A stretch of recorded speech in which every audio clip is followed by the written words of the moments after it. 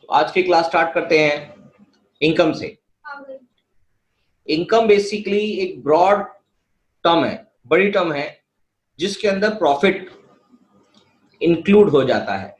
अब ये प्रॉफिट क्या चीज है उसके बारे में बात करते हैं। उससे पहले इनकम की बात चल रही थी, तो इनकम मतलब किसी भी तरह से जब फर्म के अंदर किसी भी तरह से फर्म के अंदर जो प्रॉफिट आता है उस सारे प्रॉफिट को हम इनकम बोलते हैं। किसी भी तरह मतलब एक तो कंपनी का काम होता है, ऑपरेटिंग एक्टिविटी बोलते हैं उसको। कंपनी का जो मेजर काम होता है उसको हम बोलते हैं ऑपरेटिंग एक्टिविटी। ऑपरेटिंग एक्टिविटी यानी कि कंपनी अगर स्टेशनरी को सेल करने का काम करती है तो कंपनी के अंदर सेल ऑफ स्टेशनरी मतलब ऑपरेटिंग एक्टिविटी की जा रही है। और अगर कंपनी के अंदर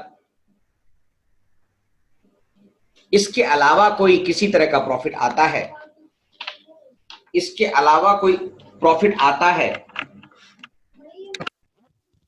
तो आपके पास ये जो प्रॉफिट है वो ऑपरेटिंग एक्टिविटी का पार्ट नहीं भी है, मगर वो तब भी आपको इनकम के अंदर इंक्लूड किया जाता है। तो इस तरह का जो प्रॉफिट होता है जो इनकम में इंक्लूड किया जाता है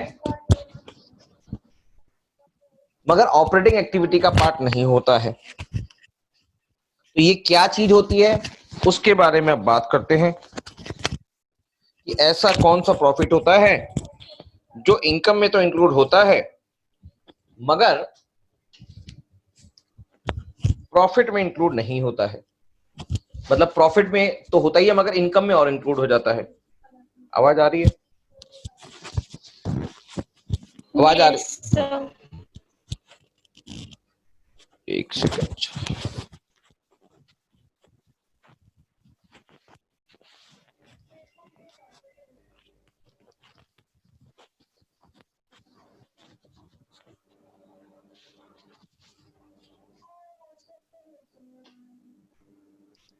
तो बेसिकली इनकम एक ब्रॉड टर्म होती है जिसके अंदर कंपनी के ऑपरेटिंग एक्टिविटी के अलावा जो और अदर प्रॉफिट होते हैं वो भी इंक्लूड होते हैं।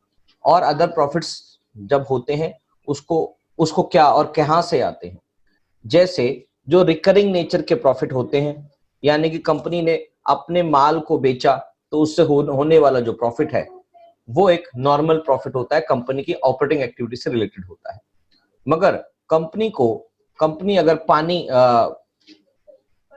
अगर नॉर्मल एक्टिविटी के अलावा कोई और एक्टिविटी करती है, यानी कि अगर सेल ऑफ मशीन है, सेल ऑफ मशीन होने की वजह से अगर फर्म को कोई प्रॉफिट हो जाता है तो ऐसा जो प्रॉफिट होता है वो कंपनी की इनकम में तो जुड़ता है मगर वो ऑपरेटिंग एक्टिविटी नहीं होता है। ऑपरेटिंग एक्टिविटी के डिटेल में क्लास 12th में कैश फ्लो में एक कैश फ्लो के नाम से एक चैप्टर है जिसमें आप फुल डिटेल इसकी पढ़ेंगे, मगर अभी छोटी सी टर्म्स समझने के लिए आपको ये मतलब है कि बस कंपनी का जो मेजर काम होता है, जैसे स्टेशनरी की शॉप होती है उसका काम होता है स्टेशनरी का माल बेचना, लेना, खरीदना, ये सब काम होते हैं उसके। मगर अगर वो फर्नीचर लेता और बेचता है तो वो अदर एक्टिविटी का पार्ट होते हैं, तो वो कंपनी की ऑपरेटिंग एक्टिविटी का पार्ट नहीं होते हैं। तो ऐसा जो प्रॉफिट होता है कंपनी के इनकम में तो जुड़ता है मगर नॉर्मल रिकरिंग प्रॉफिट नहीं होता। तो इसलिए इनकम एक ब्रॉड टर्म है जिसमें इसका नॉर्मल प्रॉफिट और उसके अलावा किसी भी तरह का जो प्रॉफिट होता है वो सारा इंक्लूड होता है। तो इसको पढ़ देते हैं एक बारी। Income is the profit earned during an accounting year, in other words the difference between revenue and expenses is termed as income। Normal भाषा में जितने भी हमारी रेवेन्यू मतलब सेल, जो भी हमारा टोटल पैसा सेल के थ्रू आया है, लेस में कॉस्ट ऑफ सेल मतलब एक्सपेंसेस, जो भी हमने कॉस्ट लगाई है। It is a broader term than the term profit and include profit from activities other than its operating activity. For example, goods costing rupees 15,000 are sold for 21,000। तो 15,000 तो expense हो गया, कॉस्ट हो गई, और 21,000 सेल यानी कि रेवेन्यू हो गया, और 21,000 माइनस 15,000 6,000 का आपको नॉर्मल प्रॉफिट हो गया। तो इस एग्जांपल में कोई अदर एक्टिविटीज के बारे में नहीं बताया गया, तो यहां पर टोटल इनकम ही 6,000 कहलाएगी। तो income equals to revenue minus expenses. अगर इस क्वेश्चन में एक और चीज जुड़ जाती कि from the sale of machinery whose book value is 10,000, हमने उसमें 10,000 की एक मशीन थी जिसकी बुक वैल्यू 10,000 थी, उसको सेल ऑफ किया 15,000 में, तो जो 5,000 का उसमें प्रॉफिट आया वो भी हमारा इनकम का पार्ट होता, चाहे वो हमारे बिजनेस की नॉर्मल एक्टिविटी यानी कि ऑपरेटिंग एक्टिविटी नहीं है तभी भी। खाली प्रॉफिट की बात करते हैं तो हम ऑपरेटिंग एक्टिविटी की बात करते हैं। ठीक है सर, समझ में आ गया आप लोगों को?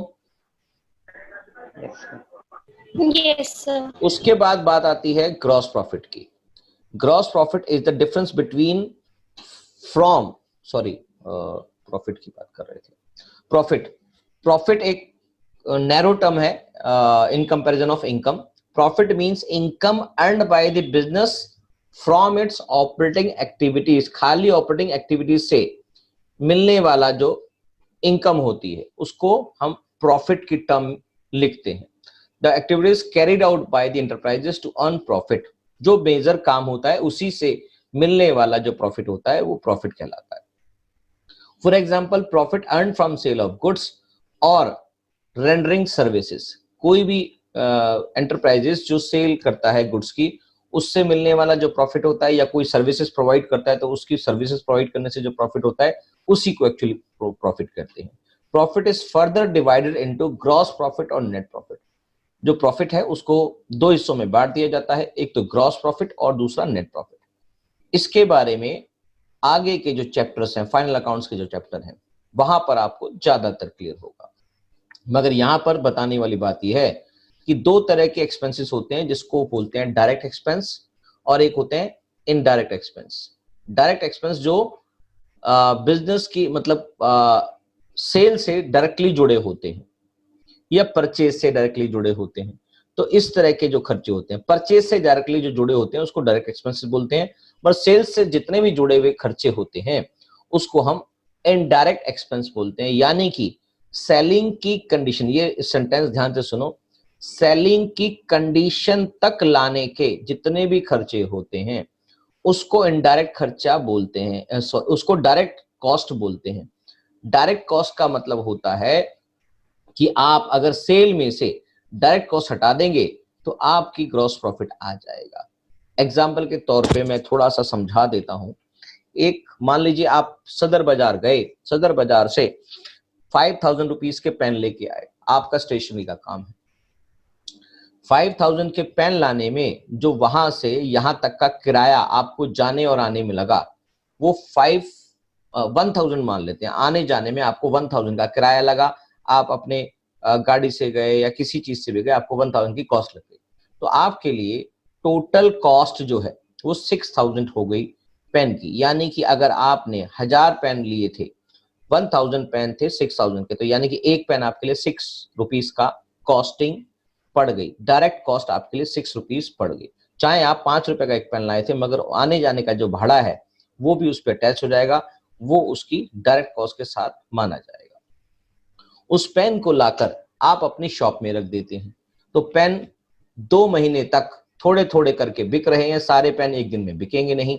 तो उस 2 महीने के टाइम में तो उसको पूरे ईयर की ही कॉस्टिंग के टाइम में जोड़ लेंगे कहीं ना कहीं, जो भी 2 महीने 3 महीने आपके पास, 15 दिन भी आपके पास पड़े हैं, तो उसके अंदर पूरे साल में जो आपकी लाइट खर्च हुई है, पूरे साल में जो आपके सैलरी के एक्सपेंसेस हुए हैं, पूरे साल में जो आपने चाय पानी वहां पर खर्चा किया है, इलेक्ट्रिसिटी आपकी जो खर्ची हुई है, वो सारे खर्चे प्रोपोर्शनेट में सभी चीजों पे जो आपने अपनी दुकान में बेची हैं साल भर में, सभी चीजों पे प्रोपोर्शनेटली बढ़ जाते हैं। तो एक एक चीज पे एक एक चीज खर्चा अलग से लगाना डिफिकल्ट पार्ट होता है, और ये कॉस्टिंग का एक्चुअली सब्जेक्ट मैटर है। तो यहाँ पर हम सिर्फ फाइनेंशियल अकाउंटिंग पढ़ रहे हैं, तो हम ये मानते हैं कि एक कंसोलिडेट जो एक्सपेंसेस हैं उनको हम एक बार में डाल देते हैं सारे, और उसको डालने के बाद जो ग्रॉस प्रॉफिट में से इनडायरेक्ट एक्सपेंसेस हटते हैं तो हमारा नेट प्रॉफिट आ जाता है, जो सेल से जुड़े होते हैं मगर परचेज से जुड़े नहीं होते। परचेज के टाइम पे आपने भाड़ा लगाया था 1000 रुपए, मगर उसके बाद जो सैलरी लगी वो तो सेलिंग की कंडीशन पे ले आए थे, सामान को दुकान में रख दिया था, मगर बिकते बिकते उसको 2 महीने 3 महीने लग गए, तो उसमें उसकी सैलरी भी लगी जो वहां पर आपके साथ एम्प्लॉय जुड़ा हुआ था।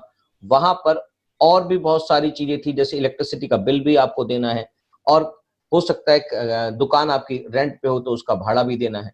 तो ये सारी चीजें इनडायरेक्टली थोड़ी थोड़ी प्रोपोर्शनेट रूप में उन पेन के साथ जुड़ जाएंगी, जिससे आपकी एक इनडायरेक्ट कॉस्ट क्रिएट हो जाएगी, जिसको हम डायरेक्टली किसी भी चीज से जोड़ नहीं सकते। तो इस कॉस्ट को हटाने के बाद जो प्रॉफिट आता है उस प्रॉफिट को बोलते हैं नेट प्रॉफिट। जितना समझाया गया उतना समझ में आ गया होगा। तो net profit is the profit after deducting total expenses, total मतलब डायरेक्ट और indirect, from the total revenue of the enterprise. In case total expenses are more than the total revenue, it is net loss. अगर total expenses total revenue से बढ़ जाते हैं तो ये net profit की जगह नेट लॉस में कन्वर्ट हो जाता है। क्या बात समझ में आ गई? Next gain. Yes, sir. Next term है gain. Gain is the increase in owners equity resulting from something other than the day to day earning from irregular और नॉन रिकरिंग नेचर। यानी कि गेन सुनने में एक आम आदमी के लिए गेन, प्रॉफिट, इनकम ये सब एक जैसी चीजें लगती हैं, मगर आपको यहां समझना है कि गेन का मतलब होता है कि ओनर्स की ऑपरेटिंग एक्टिविटी के अलावा डे टू डे अर्निंग के जो अलावा जो भी आप अर्निंग करते हैं नॉन रिकरिंग नेचर की होती है। नॉन रिकरिंग मतलब जो डेली नहीं होती है, इरेगुलर नेचर की होती है, उनसे मिलने वाला जो प्रॉफिट होता है। यानी कि रेगुलर नेचर के अलावा जो इरेगुलर नेचर की जो एक्टिविटीज होती हैं उनसे मिलने वाला जो प्रॉफिट होता है उसको एक्चुअली गेन कहते हैं। Gain, stating differently, it is a profit that arising from transactions which are not the operating activity। यानी कि वो वाली ट्रांजेक्शंस जो हमारी ऑपरेटिंग एक्टिविटी नहीं होती हैं, ऑपरेटिंग एक्टिविटी नहीं होती हैं, उनसे मिलने वाला जो प्रॉफिट होता है वो एक्चुअली गेन कहलाता है। Like sale on gain on sale of land, gain on sale of machinery, gain on sale of investments. ये सारी चीजें आपके बिजनेस की नॉर्मल ट्रांजैक्शन नहीं है, ये साल में 1 या 2 बार कभी होने वाली चीज है, कई बार तो 2-2 5-5 साल में एक आध बारी हो जाती है कभी। तो इस तरह के जो प्रॉफिट होते हैं वो हमारे नॉर्मल प्रॉफिट का हिस्सा नहीं होते, उनको हम गेन बोलते हैं। क्या मेरी बात समझ में आ गई? उसके बाद है loss. Loss is excess of expenses of a period its revenue. Gain की बात समझ में आ गई कि गेन ये नॉर्मल एक्टिविटी का पार्ट नहीं होती, ये ऐसी एक्टिविटी होती है जो ऑपरेटिंग एक्टिविटी नहीं होती। ऑपरेटिंग का मतलब होता है जो कंपनी का मेजर काम होता है उसके अलावा की एक्टिविटी नॉन ऑपरेटिंग कहलाती है। लॉस तो ब्रॉडर टर्म है ही अपने आप में, क्योंकि लॉस में जैसे प्रॉफिट में प्रॉफिट, इनकम, गेन होती है, मगर लॉस में एक ही टर्म होती है लॉस। तो लॉस मतलब जितना भी हमारा टोटल एक्सपेंस हुआ है, अगर हमारे टोटल रेवेन्यू से, चाहे किस दर से भी रेवेन्यू आया हो, ऑपरेटिंग या नॉन ऑपरेटिंग किसी से भी आया हो, तो उससे मिलने वाला अगर एक्सपेंसेस बड़ा होता है रेवेन्यू से तो हमारा लॉस में कन्वर्ट हो जाता है, और इससे फर्म की इक्विटी यानी कि कैपिटल, ओनर की कैपिटल घटती है। Loss is excess of expenses of a period over its revenue. It decreases the owner's equity. It is a broad term and includes loss incurred in its operating, that is business activities, money or money's worth lost against which the firm receives no benefit। अगर firm को ऐसा भी कोई loss हो जाता है जिससे कई बार कहीं पैसे ही गिर गए या कहीं आग लग गई, चोरी हो गई, ये सारे खर्चे, ये सारी चीजें कंपनी का लॉस होती हैं, चाहे वो बिजनेस की नॉर्मल एक्टिविटी नहीं भी। दैट इज कैश और goods lost in theft and loss arising from events of non recurring nature, that is loss on sale of fixed assets. किसी भी तरह का लॉस जो होता है वो फर्म की ओनर की कैपिटल को कम करता है। क्या बात समझ में आ गई? Yes sir. उसके बाद एक नेक्स्ट टर्म है purchases. The purchases, the term purchases, purchases का मतलब होता है कि जो आपने गुड्स रीसेल के लिए खरीदे हैं, गुड्स के अंदर रॉ मटेरियल भी, अगर आपका मैन्युफैक्चरिंग बिजनेस है तो आप रॉ मटेरियल खरीदेंगे जिसको आप वैल्यू ऐड करने के बाद सेल में डाल देंगे। तो रॉ मटेरियल भी रीसेल के लिए ही खरीदा जाता है वैल्यू एडिशन करने के साथ साथ। और कुछ जो ट्रेडिंग कंसर्न होती हैं जिनका काम होता है माल लेकर किसी थोड़ा सा रेट उसमें प्रॉफिट ऐड कर उसको बेच देना, तो ऐसे जो कंसर्न होते हैं, ऐसी जो ऑर्गेनाइजेशन होती हैं, अपने माल को, माल मतलब जिसके अंदर आप डील करते हैं, उसको खरीदना परचेजेस के अंदर इंक्लूड किया जाता है। The term purchases used for an account to record purchases of goods or raw material for resale or for producing activity which are also to be sold in terms of purchase। बात समझ में आ रही है? including both cash and credit purchase of goods purchased for cash are termed as cash purchases and goods purchased on credit are termed as credit purchases। क्या मेरी बात समझ में आ गई?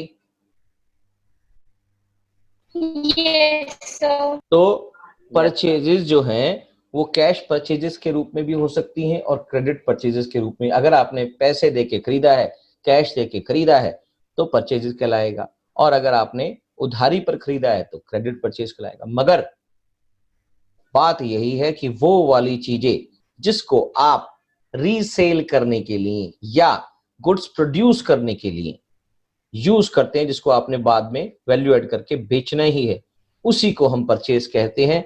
बाकी परचेज मतलब जिसके अंदर आप डील करते हैं, उससे रिलेटेड जितनी भी आइटम होती हैं उसको आप परचेजेस कहते हैं। और इसके साथ परचेज रिटर्न मतलब जो चीजें आप खरीदते हैं मगर ड्यू टू एनी रीजन उसके अंदर कोई डिफेक्ट हो सकता है, ज्यादा माल में कुछ ज्यादा माल आ गया, कुछ और प्रॉब्लम है, किसी भी वजह से आप उसको, जो उसका सेलर होता है, उसको रिटर्न कर देते हैं, तो इसको बोलते हैं परचेज रिटर्न। परचेज रिटर्न में भी सिर्फ और सिर्फ आपका खरीदा हुआ माल, माल मतलब गुड्स ओनली, गुड्स का मतलब जिसमें आप डील करते हैं, तो परचेज रिटर्न कहलाता है। Purchase return, goods purchase may be returned to the seller for any reason, say they are defective goods, so returned as known as purchase return or returns outward। यानी कि इसको purchase return या return outwards, इसको नाम याद रखेंगे, नहीं तो ये गलती हो जाती है बच्चों से। आउटवर्ड मतलब बाहर जाना, बाहर जाना मतलब वही चीज जाएगी जो आपके पास है। तो रिटर्न कौन सी? परचेज, परचेज जो आपने कर रखी है वो वापस बाहर जाती है, इसका मतलब रिटर्न आउटवर्ड की बात हो रही है। रिटर्न आउटवर्ड मतलब परचेज रिटर्न। तो दोनों का नाम अलग अलग याद रख लेंगे मगर है एक ही चीज। तो इसके मतलब में परचेज रिटर्न भी यहां पर आपको क्लियर हो जाता है। अगला अगली टर्म है सेल्स। जैसे परचेज आपने पढ़ा वैसे ही सेल्स होती है और सेल्स रिटर्न भी वैसे ही होती है। तो सेल्स का मतलब होता है, सेल समझ लो अब, सेल्स का मतलब होता है जिस भी चीज में फर्म ऑर्गेनाइजेशन डील कर रही है उसको बेचना, सिर्फ उसको, गुड्स को, या मैन्युफैक्चरिंग करने के बाद उसको बेचना, तो वो सारी चीजें सेल्स कहलाती हैं। कोई भी चीज आप मैन्युफैक्चरिंग इसलिए करते हैं क्योंकि आपने बेचना है, तो उसको सेल्स की कैटेगरी में डाला जाता है। इसके अलावा अगर आपने सेल ऑफ मशीनरी करी, मगर आपका काम स्टेशनरी का है, सेल ऑफ बिल्डिंग करी क्योंकि आपका काम मशीनरी, आपका काम स्टेशनरी का है, तो आपके लिए ये सेल्स नहीं कहलाएगी, ये अलग से ही ट्रांजेक्शंस अलग मानी जाएगी। Sales of building is another transitions, it is not included in normal sales because sales is a part of sale of good only. The term sales is associated with or used for sale of goods. These goods may be purchased for resale or manufactured by enterprise. The term sales include both cash and credit sales. When goods are sold for cash, they are termed as cash sales, and when sold on credit, they are termed as credit sales. अगर आप cash में माल बेचते हैं तो cash sales कहलाती है, और अगर आप क्रेडिट में माल बेचते हैं तो ये क्रेडिट सेल्स कहलाती है। और इसके साथ ही सेल्स रिटर्न की बात करेंगे तो जो आपने माल बेचा है तो जो आपका परचेजर है उसके द्वारा कोई भी रीजन से आपका माल आपको वापस दिया जाता है तो आप अपनी बुक्स में उसको सेल्स रिटर्न बोलेंगे। और सेल्स रिटर्न के अलावा इसको रिटर्न इनवर्ड्स बोला जाता है। इनवर्ड मतलब अंदर आना, अंदर आना मतलब जो चीज बाहर गई है वो ही चीज अंदर आएगी। तो बाहर क्या चीज गई है? सेल्स। तो सेल्स रिटर्न या रिटर्न इनवर्ड्स, रिटर्न इनवर्ड्स का नाम भी यहाँ याद रख लेंगे। परचेज रिटर्न को रिटर्न आउटवर्ड बोलते हैं और सेल्स रिटर्न को रिटर्न इनवर्ड बोलते हैं। ये दोनों टर्म आप याद रखेंगे, पेपर में भी अलग से पूछी जा सकती है। वैसे तो ये आगे भी बहुत जगह यूज होगी, तो आपको ये याद होना चाहिए कि रिटर्न इनवर्ड मतलब सेल्स रिटर्न, रिटर्न आउटवर्ड मतलब परचेज रिटर्न। चलिए एक और टर्म पढ़ लेते हैं, रेवेन्यू फ्रॉम ऑपरेशंस।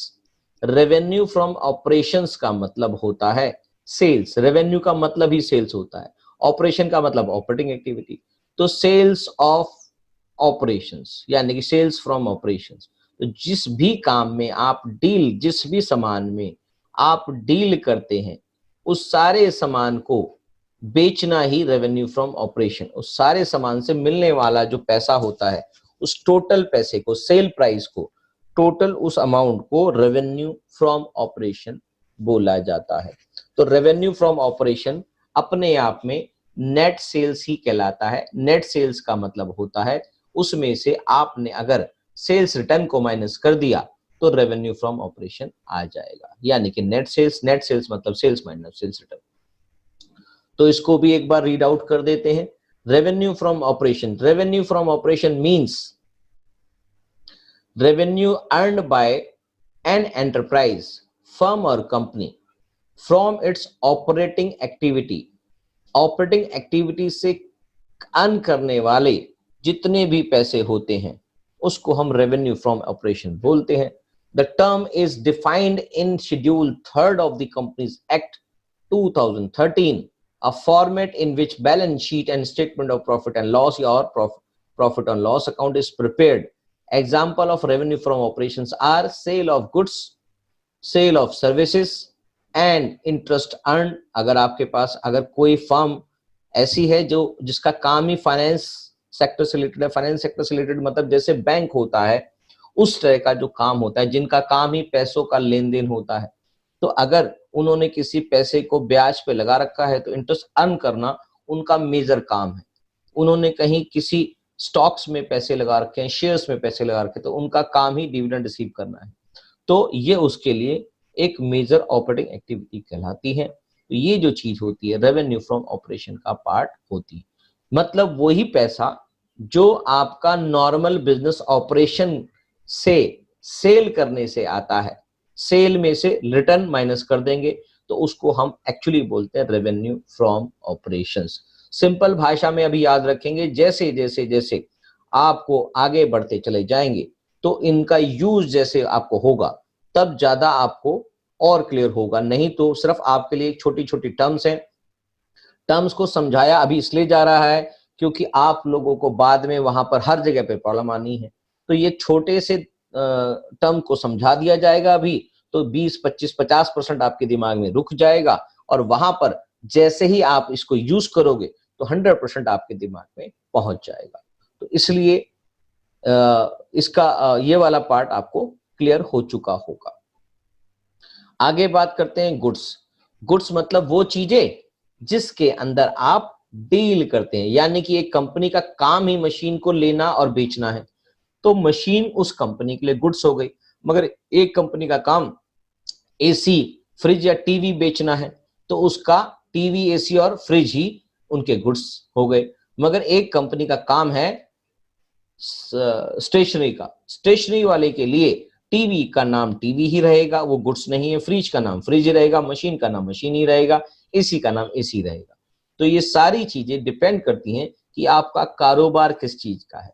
तो जिस चीज का कंपनी कारोबार करती है, जिसके अंदर कंपनी डील करती है, उसी चीज को हम गुड्स बोल सकते हैं, वार्निंग, या उसके अलावा सारी चीजें हम अपनी बुक्स में बाय नेम रखते हैं।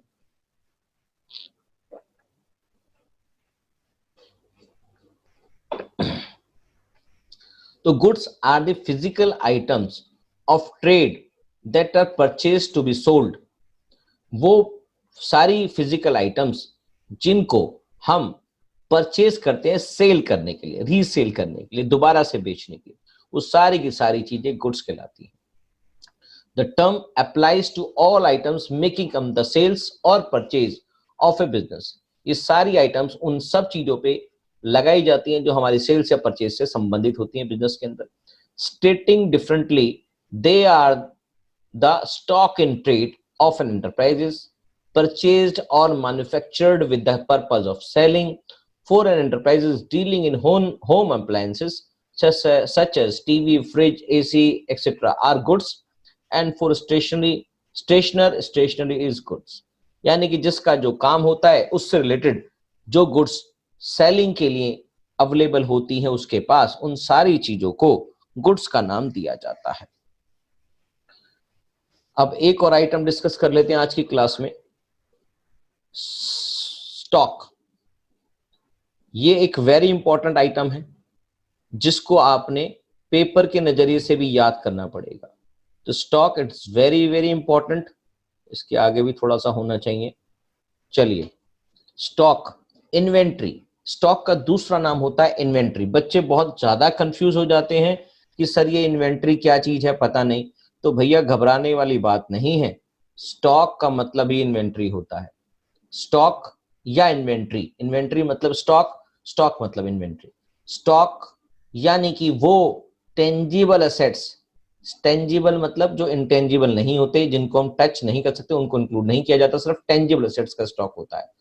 Tangible assets, stock is a tangible assets held by an enterprises for the purpose of sale in the ordinary course of business or for the purpose of using it in the production of goods meant for sale। यानी कि raw material का part जिसको आपने production में use करना है, या ऐसी चीज जो आपने डायरेक्टली सेल करनी है, उन चीजों का बचा हुआ माल, उन चीजों का बचा हुआ माल आपके लिए क्या कहलाता है? स्टॉक कहलाता है। तो यानी कि वो माल जो अभी आपने बेचना है, उस माल को जो आपने खरीद रखा है या उसको बिजनेस के अंदर आप अभी मैन्युफैक्चरिंग करके वैल्यू ऐड करके बेचेंगे, तो अगर वो माल आपके पास बचा हुआ है तो उस माल को स्टॉक या इन्वेंट्री का नाम दिया जाता है। जो स्टॉक होता है ओपनिंग में भी हो सकता है, क्योंकि पिछले साल अगर क्लोजिंग में जो था वो इस साल ओपनिंग में है, और साल के आखिरी में इसी चीज को, क्योंकि जो बच जाएगा सारा माल बिकने के बाद वो बच जाएगा, उसको बोलेंगे क्लोजिंग इन्वेंट्री या closing stock. Opening stock is the stock in hand in the beginning of accounting year। साल के शुरुआत में जो आपके पास ओपनिंग स्टॉक होता है उसको हम ओपनिंग स्टॉक बोलते हैं। In the other words it is the stock in hand at the end of previous year, यानी कि साल के पिछले साल के आखिर में जो था, इस साल के शुरू में ही वो ओपनिंग स्टॉक कहला देगा। Closing stock is the stock in hand at the end of current accounting year, और इस साल के आखिर में जो स्टॉक बच जाएगा उसको क्लोजिंग इन्वेंट्री या स्टॉक बोलते हैं। स्टॉक किस किस चीज का हो सकता है? स्टॉक जो आप माल बनाते हैं या बेचते हैं, ट्रेडिंग जिसके अंदर करते हैं, तो आप स्टॉक और इन्वेंट्री ऑफ गुड्स कहलाएगा, यानी कि फिनिश्ड गुड्स जो कंप्लीट तौर पे तैयार हैं, बेचने के लिए बिल्कुल रेडी हैं। तो स्टॉक और इन्वेंट्री ऑफ फिनिश्ड गुड्स या गुड्स जिसमें आप डील करते हैं, तो अगर आप डायरेक्ट ट्रेडर हैं तो पूरा फिनिश्ड गुड्स ही आपके पास होते हैं, उसको बेचते हैं, तो फिर आपके लिए बाकी सब चीजें यूजलेस हैं।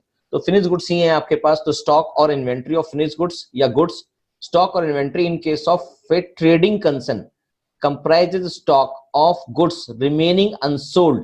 In the case of manufacturing concern, it comprises processed goods manufacturing for the purpose of sale। It is valued at cost। ये इंपॉर्टेंट लाइन है कि जो स्टॉक होता है, जो आपके पास स्टॉक होता है, वो हमेशा, जो स्टॉक होता है आपके पास, वो हमेशा रिलाइजेबल वैल्यू या जो कॉस्ट होती है, जो उनमें से कम हो, उस पे ही लिखा वैल्यू जाती, मतलब उस पे ही वैल्यू करके अकाउंटिंग की जाती है। इंपॉर्टेंट चीज है, जो आपके पास इन्वेंट्री या स्टॉक होता है वो फिनिश गुड्स के रूप में होता है, अगर आप ट्रेडिंग करते हैं तो खाली उसके लिए, मगर उसको किस वैल्यू पर लिखा जाए, ये एक इंपॉर्टेंट क्वेश्चन है। इस इंपॉर्टेंट क्वेश्चन का आंसर है it is valued at cost और नेट रिलाइजेबल वैल्यू, मतलब करंट मार्केट रेट जो चल रहा है, जिसको आज अगर हम बेचने जाए तो वो इतने पे बिक जाए। Net realisable value which is lower, जो इनमें से कम होगा उस पर ही इसको लिखा जाता है। मान लीजिए आपने एक सामान खरीदा है 500 रुपए का, और वो आपके पास अभी भी रखा है, और आपके पास वो आपके पास बिका नहीं है, साल खत्म होने जा रहा है, और मार्केट में आज उसकी वैल्यू 300 रुपए से ज्यादा नहीं है, तो आपको अपनी बुक्स में उसको 300 रुपीज ही दिखाना पड़ेगा, चाहे उसकी कॉस्ट 500 रुपए थी। तो ये एक आपके पास रूल है एक प्रकार का कि आपको इसको किस पे दिखाना है, which ever is lower, realisable value और कॉस्ट में से जो भी कम होगा उस पे दिखाना है। अगर आज उसकी मार्केट वैल्यू 700 है तो आपको उसको 500 पे दिखाना पड़ेगा, क्योंकि कॉस्ट उसकी 500 है, इसमें से जो लो है। ठीक है सर, ये बात समझ में आ रही है। और उसके बाद अगर मैं स्टॉक और इन्वेंट्री ऑफ रॉ मटेरियल की बात करूं, यानी कि अगर कोई मैन्युफैक्चरिंग कंसर्न है तो उसके पास अपनी चीजों को बनाने के लिए, यानी कि वो सारी चीजें जो बनाते हैं, वो मैन्युफैक्चरिंग करते हैं, उनको बनाने के लिए कुछ रॉ मटेरियल की आवश्यकता पड़ती है। तो इस तरह का स्टॉक भी जो अभी सेलिंग की कंडीशन में नहीं आया, उसको सिर्फ हम मैन्युफैक्चरिंग की कंडीशन में मैन्युफैक्चरिंग करने में हेल्प करते हैं, मतलब मैन्युफैक्चरिंग करने में यूज करते हैं। तो इस तरह का जो स्टॉक होता है स्टॉक ऑफ रॉ मटेरियल कहलाता है, और ये जनरली मैन्युफैक्चरिंग कंपनीज के पास, मैन्युफैक्चरिंग ऑर्गेनाइजेशन के पास ही अवेलेबल होता है। इसकी वैल्यूएशन भी यही तरीके से की जाती है, it is valued at cost और net realisable value whichever is lower. ये इंपॉर्टेंट पॉइंट है कि जो स्टॉक होता है उसकी वैल्यूएशन किस पे की जाती है, कॉस्ट और net realisable value whichever is lower. और इसके अलावा एक तरीका और हमारे पास स्टॉक होता है जिसको हम बोलते हैं work in progress. Work in progress का मतलब है कि ऐसा स्टॉक जो ना तो अभी फिनिश गुड्स में कन्वर्ट हुआ है, ना ही वो कच्चा माल है। तो इस तरह का जो काम होता है, इस तरह का जो स्टॉक होता है, उसको हम बोलते हैं स्टॉक वर्क इन प्रोग्रेस, यानी कि वो अभी ना तो फुल तैयार है, ना ही वो अब कच्चा माल है, तो वो बीच में। मगर बीच में कब है, 31 मार्च को, यानी कि जो हमारा फाइनेंशियल ईयर क्लोज होगा उस दिन पर देखा जाएगा क्या ये माल अभी बिकने की कंडीशन में है, नहीं, अभी तक बिल्कुल उसको फिनिशिंग नहीं की गई है, और ये कच्चा माल भी नहीं है, तो ये इसको वर्क इन प्रोग्रेस बोला जाता है। तो अब वर्क इन प्रोग्रेस की वैल्यूएशन भी कैसे की जाए, तो वर्क इन प्रोग्रेस की जो वैल्यूएशन होती है उसको भी पढ़ देते हैं। Work in progress, it is a stock that is in process of being finished, they are partly finished goods. It is valued at an aggregate of cost of raw material used, cost of labor, other production cost, that is power, fuel, etc. इसकी जो costing की जाती है वो raw material की cost और बाकी जो इसके साथ ओवरहेड्स लगे होते हैं, जैसे cost of labour, cost of production cost, power, fuel, ये सारी चीजें उसके साथ जोड़ दी जाती हैं, तो इसकी कॉस्टिंग वहां निकल के आती है। यहां पर इसकी कॉस्ट और नेट रिलाइजेबल वैल्यू के साथ कोई भी लेना देना नहीं होता, क्योंकि ये माल अभी ना तो बना है और ना ही कच्चा है। तो दोनों के अंदर इसकी वैल्यूएशन करते वक्त cost of raw material plus cost of labour और पावर, फ्यूल, जो भी कॉस्ट ऑफ प्रोडक्शन के अंदर लगी है, उन सारों को जोड़ दिया जाता है, तब इसकी वैल्यू आती है। तो ये 3 तरह के स्टॉक हमारे पास हो गए। कौन कौन से हो गए जी? पहले हमने बात करी स्टॉक ऑफ फिनिश गुड्स या inventory, stock of raw material, और तीसरा आइटम था वर्क इन प्रोग्रेस। स्टॉक और inventory is shown in the balance sheet as a current assets, it is valued on the basis of cost or net realizable value whichever is lower principle. एक principle यही है कि भाई हमें जो भी हमारा स्टॉक है उसको हम नेट रियलाइजेबल वैल्यू या कॉस्ट जो भी कम होगा उन दोनों में, उनमें ही आप इसको बनाते हैं। तो मेरे ख्याल से अब आपको ये सारी बातें समझ में आ चुकी होंगी। कोई डाउट है तो बताओ अब आपको। मुझे तो नहीं लगता कि इसमें कोई डाउट होना चाहिए। क्लियर है आपको? Yes, sir.